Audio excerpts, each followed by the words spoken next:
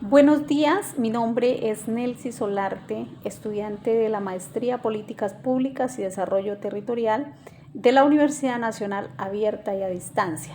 Mi columna de opinión está enfocada en cómo la educación intercultural y los saberes ancestrales en Putumayo son una vía hacia el desarrollo integral.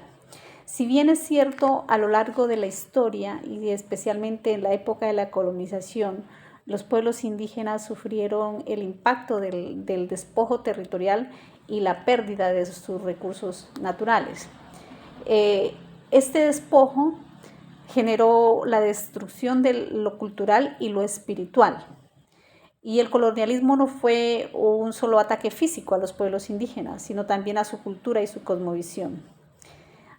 Sin embargo, a través del tiempo y de la historia hemos visto que los pueblos indígenas se han resistido a este despojo, no solo de su tierra, sino de sus saberes, su cultura, sus tradiciones, su cosmovisión. Y de cierta manera podemos percibir que en la actualidad se vive todavía un colonialismo contemporáneo.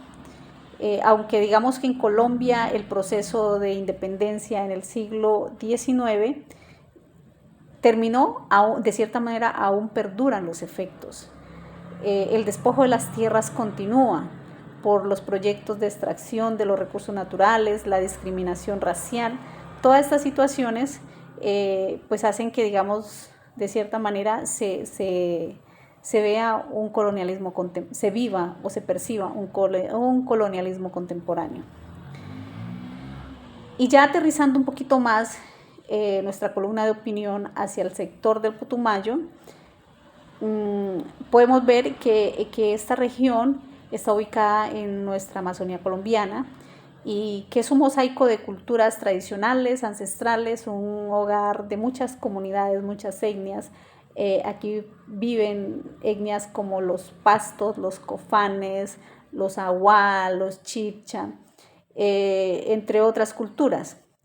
Y por así decirlo, la ubicación en este territorio ha sido también una situación bastante compleja para la supervivencia de los pueblos indígenas y su cosmovisión y su cultura, porque en este territorio justamente se presentan situaciones de conflicto armado y de narcotráfico, situaciones ilegales que vuelven y revictimizan a las poblaciones indígenas, generando así desplazamientos forzados y viéndose estas comunidades afectadas y teniendo que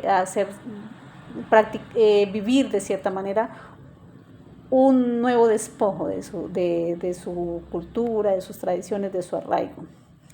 Por otra parte, tenemos que en Colombia, pues la educación, particularmente la educación se ha dado, por así decirlo, de una manera homogénea. O sea, no hay una educación que sea diferencial. Aunque en algunas regiones, o por decir así, en algunas organizaciones indígenas, llámese cabildos o resguardos, se lucha por preservar la lengua principalmente, que es lo que se está perdiendo, a través de la etnoeducación. Pero hace falta fortalecer más este proceso de etnoeducación para educar a la población niña, a la niñez, a la juventud y por así decirlo, preservar en los adultos la práctica de culturas, la práctica de sus lenguas, de sus tradiciones, buscando así que la educación sea una educación intercultural, ¿no? Que no solamente pues apliquen modelos impuestos por el gobierno y estandarizados, sino que se incluya ese componente diferencial. Aunque a eso se le está apuntando actualmente, y es digamos, un pedido de las mismas comunidades indígenas para preservar su cosmovisión, sus prácticas y sobre todo su lengua, aún falta mucho trabajo por hacer, mucho camino que recorrer en este aspecto.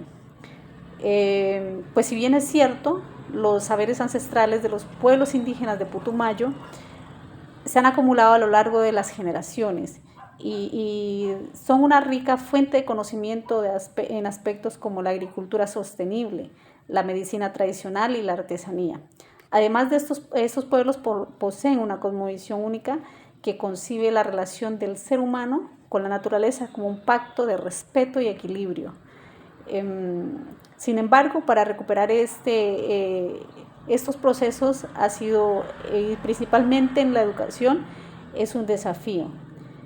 Un desafío que implica entender la diversidad cultural, entender los procesos de gobierno propio y entender los procesos, digámoslo así, de la sociedad civil, de tal manera que mezclados y estableciendo mecanismos que permitan preservarlos y mantener esos conocimientos y esas prácticas a través de la historia es lo que nos permitirá tener unas comunidades indígenas con un buen vivir en sus territorios, unas comunidades indígenas que vean un futuro más resiliente con todos estos aspectos negativos, digámoslo así, que de cierta manera persisten en diversos sectores de nuestra geografía colombiana. Y de cierta manera, pues, que esos aspectos como la violencia, el narcotráfico, el desplazamiento, son, por así decirlo, una revictimización y ¿por qué no decirlo?, un proceso colonizador que se vive todavía en nuestra época contemporánea, porque pues hay intereses de ocupación de los territorios, no solo del gobierno, sino de las empresas privadas.